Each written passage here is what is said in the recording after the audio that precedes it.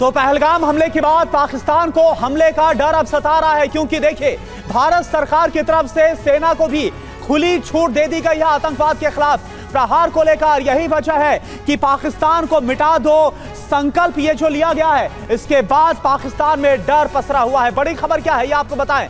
पहलगाम हमले को लेकर बड़ा खुलासा। हमले में आतंकी फारूक अहमद का नाम सामने आया है। फारूक ने ओवरग्राउंड वर्कर्स का नेटवर्क तैयार किया है। लश्कर का टॉप कमांडर है फारूक। पीओके में छिपा बैठा है फारूक अहमद, जो जानकारी सामने आ रही है। ये देखिए आप तस्वीर हम आपको दिखा रहे हैं। फारूक ने ओवरग्राउंड वर्कर्स का नेटवर्क तैयार किया है। पहलगाम हमला जो हुआ इसको लेकर यह बहुत बड़ा खुलासा है। जिस फारूक अहमद की तस्वीर इस वक्त आप देख पा रहे हैं, इसके बारे में जानकारी यह है कि ये पाकिस्तान ऑक्युपाइड कश्मीर में छुपा हुआ है और इसकी तरफ से ओवरग्राउंड वर्कर्स यानी जो OGWs हैं उनकी टीम को तैयार किया गया।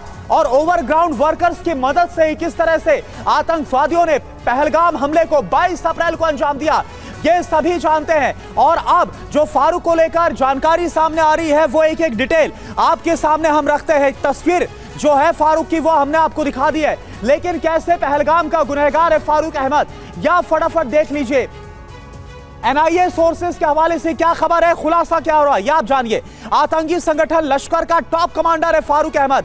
हमले के लिए ओवरग्राउंड वर्कर्स यानी कि OGW का जो नेटवर्क है वो इसने बनाया। हमले में शामिल पाकिस्तानी आतंकवादियों की बाकायदा फारूक अहमद ने मदद की है। पीओके में छिपा बैठा है फारूक अहमद। जो जानकारी आ रही है, सिक्योर्ड ऐप के जरिए अपने नेटवर्क में ये बाकायदा बात करता है। आतंकी पाकिस्तान के 3 सेक्टर से घुसपैठ कराता है। फारूक के पास घाटी के पहाड़ी रास्तों की पूरी डिटेल, पूरी जानकारी है। बड़ी बात क्या है, कुपवाड़ा का रहने वाला है ये।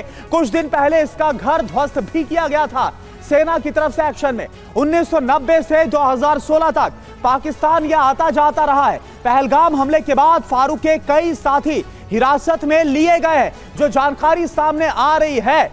और देखिए हमारे साथ हमारे संवाददाता भी जुड़े हुए हैं, उनका भी हम रुख करेंगे और हमारे साथ खास मेहमानों का पैनल भी है। लेकिन आपको बता दें जितेंद्र शर्मा इस वक्त हमारे साथ पहलगाम से लाइव जुड़े हैं। इसके अलावा हमारे स्टूडियो में मौजूद है major general Sanjay Soi sir as a defence expert. हमारे साथ air commodore SP Singh sir as a defence expert मौजूद हैं।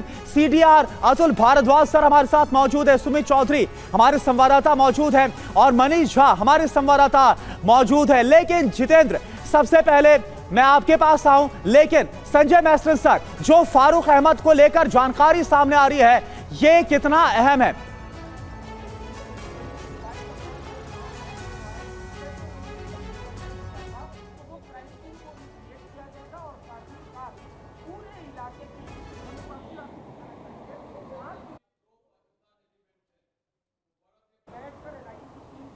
तो ये मेरा वहाँ का तजुर्बा है। तो ये फारूक जो है, इसकी जो अभी ये डिटेल जानकारी मिल गई है, ये बहुत अहम है। ठीक है संजय मैस्टर सर, मैं आपके पास आऊंगा, लेकिन अभी जितेंद्र हमारे साथ जुड़ गए हैं लाइव, ये मुझे पता चल रहा है। जितेंद्र, एक बात बताइए, पहले सैफुल्लाह कसूरी को लेकर जानकारी सामने आई और अब बताया जा रहा है कि जो फारूक अहमद है ये एक असल गुनहगार है जो पहलगाम में हमला हुआ, और क्या डिटेल्स आपको मिल पा रही है इसके बारे में?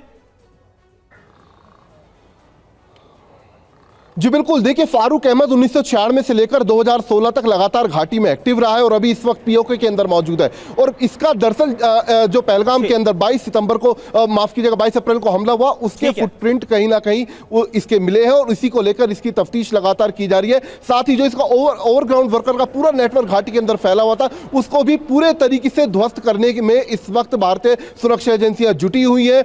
NIA खुद इसके बारे में और पता लगाने की कोशिश कर रही है। साथ ही जितने लोगों से अब तक पूछताछ की गई, जो इसका ओवरग्राउंड वर्कर जो पूरा नेटवर्क है उसमें सीधे तौर पर फारूक अहमद की तरफ इशारा किया गया और फारूक अहमद के खिलाफ यही वजह की कार्रवाई की गई। कुपवाड़ा में उसके घर को ध्वस्त किया गया और इसके अलावा अभी भी इसके करीब ऐसे 25 साथी हैं जिनसे लगातार NIA की टीम पूछताछ कर रही है। जी तो बिल्कुल जितेंद्र, और ये फारूक है जिसको लेकर जानकारी और